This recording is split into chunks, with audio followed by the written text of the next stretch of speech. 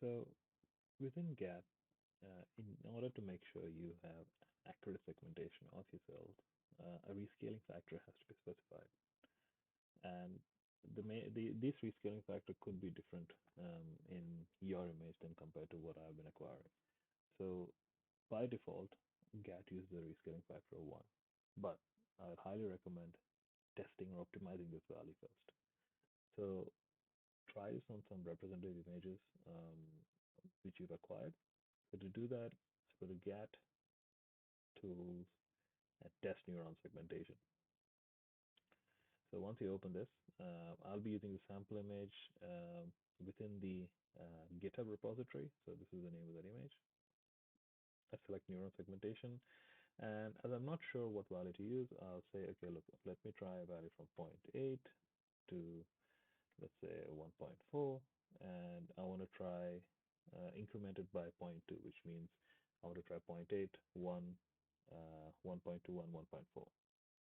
So that's what I've done here. I said 0.8 minimum, 1.4 maximum, and 0.2 increment. So even though you enter it, it does change the value because of floating point conversions, because of floating point, but don't worry about this, even if it does change. So keep everything else same. If you have issues with segmentation, then you should probably, if there are some errors that come up, you probably want to try changing the number of tiles, or just increasing the number of tiles. In this case, I'm not going to change that. So press OK. So this is a multi-channel image. It's asking to check which channel I want to work with. So I'm going to say, okay, this is channel number 3. That's OK. And I enter 3. That's OK. Now it's going to run segmentation on a few different images. You can see it's running segmentation using the rescaling factor of 0.8 with this image. Now it's going to, and it says what is the pixel size it used for that image. So essentially what it does is it rescales this image to a pixel size of 0.71 and then performs the segmentation. But to be honest, all you need to know is the rescaling factor. So the rescaling factor of 0.8, 1, 1.2, and now it's going to run it on 1.4. So once this is done, we essentially have 1, 2, 3, 4 different rescaling factors that you tried. And essentially, if you use a lower rescaling factor, your cells can be merged.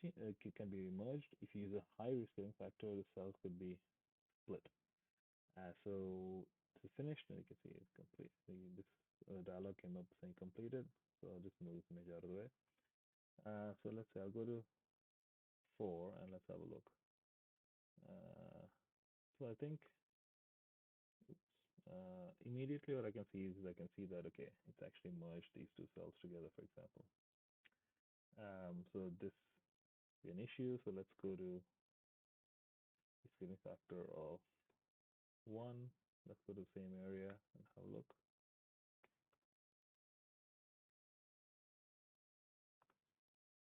Yep, it's still merged, but you can see that it's the outlines are becoming a bit more tighter and the cell's a bit smaller. So let's go to 1.2.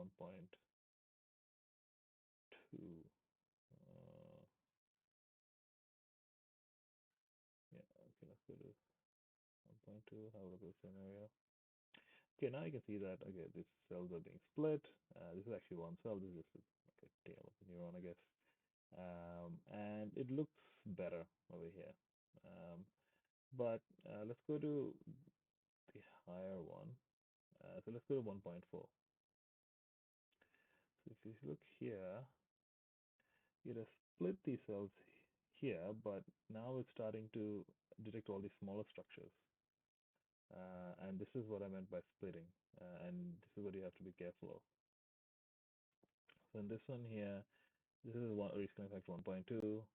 It still detect this, but look, it's performing better, so it's not detecting this end here. And if I go to rescaling factor of 1, I go to the same area. Although rescaling factor of 1 actually detected this as one cell, it's not detecting all the smaller bits and pieces. So this is what I meant by sort of optimization. You wanna when you're performing segmentation, after the segmentation is performed, you do have the option of manual verification in the workflow. So you'd rather go with something that gives you less, say, errors than go with then go with the erroneous sort of rescaling factor gives you too many that makes you modify too many things. So I would say I would go with one in this case. But if you wanted, and that's the default value used in GAT, but if you wanted to change it and say you're more happy with, say, rescaling factor 1.2, close all these images. What you can do is you can go to GAT, analyze neurons, and all you need to do is you need to just go here, custom rescaling factor, tick this box, and enter 1.2. And when you do that, GAT will use a rescaling factor 1.2 instead of the default of 1. And that's all you really need to know about using rescaling factors in GAT. And this is and when you're reporting this, when you're writing a method for a paper, just make sure you specify the value or the rescaling factor that you used. Thank you.